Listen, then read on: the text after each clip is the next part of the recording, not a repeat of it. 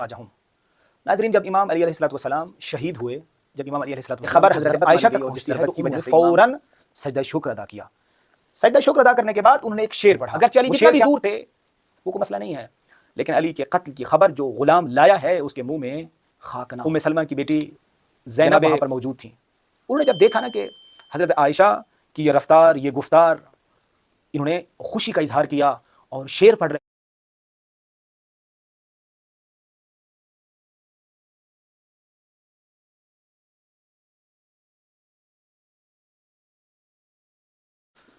بسم اللہ الرحمن الرحیم، اللہم صلی علی محمد و آل محمد وعجل فرجہم۔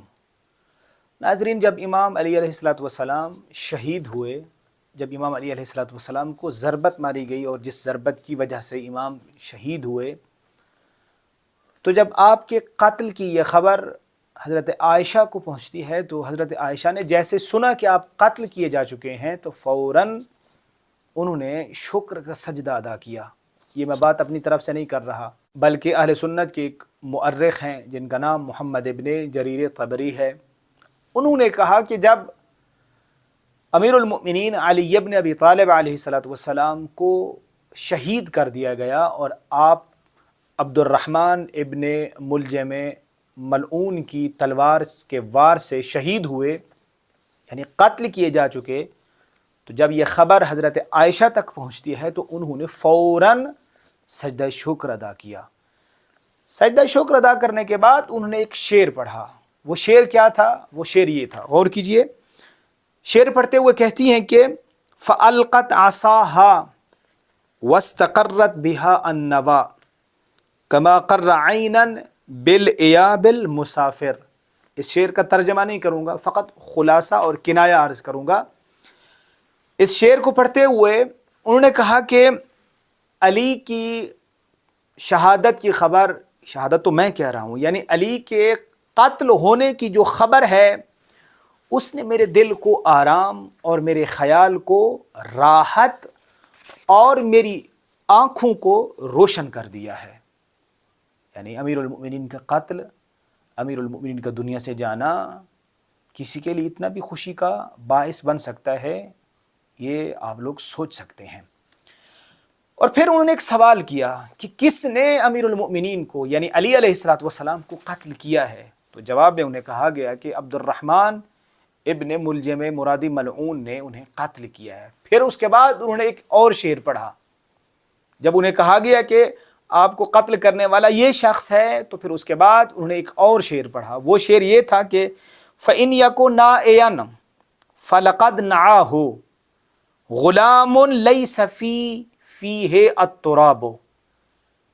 اس شعر کا آخری جو قطعہ ہے اس کو یعنی اس میں یہ کہا گیا ہے کہ غلام لیس فیہ التراب، وہ غلام جو علی کے قتل کی خبر لایا ہے اس کے منہ میں خاک نہ ہو، اس کے منہ میں مٹی نہ ہو۔ اگرچہ علی جتنا بھی دور تھے وہ کوئی مسئلہ نہیں ہے، لیکن علی کے قتل کی خبر جو غلام لایا ہے اس کے منہ میں خاک نہ ہو۔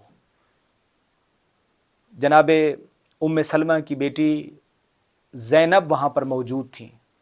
انہوں نے جب دیکھا نا کہ حضرت عائشہ کی یہ رفتار، یہ گفتار، انہوں نے خوشی کا اظہار کیا اور شعر پڑھ رہی ہیں، تو انہوں نے کہا کہ آپ کو یہ زیب دیتا ہے، آپ کے لیے کیا یہ سزاوار ہے کہ آپ اس طرح کا کارنامہ انجام دیں کہ آپ کو علی کے قتل ہونے کی خبر دی گئی ہے اور آپ ہیں کہ خوشی کا اظہار کر رہی ہیں جیسے کوئی عید ہو۔ العیاذ باللہ، امیر المؤمنین کا قتل ہوا ہے۔ تو فوراً سے ان کے جو ہے وہ فوراً اپنی حالت میں واپس پلٹ کر آئیں اور کہتی ہیں کہ ٹھیک نہیں کیا، اچھا نہیں ہے۔ یہ جو شعر پڑھے ہیں، یہ جو خوشی کا جو ہے وہ ایک طرح سے اظہار کیا ہے، دراصل یہ سہون تھا، غلطی کی بنا پر تھا، وإلا میرا کوئی ارادہ ایسا نہیں تھا۔ عجب۔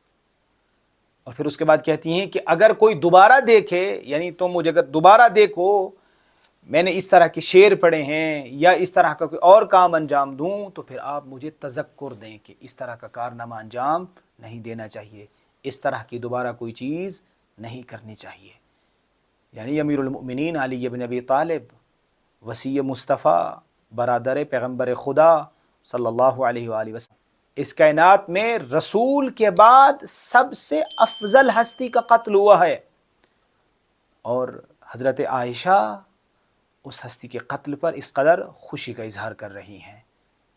والسلام ورحمۃ اللہ۔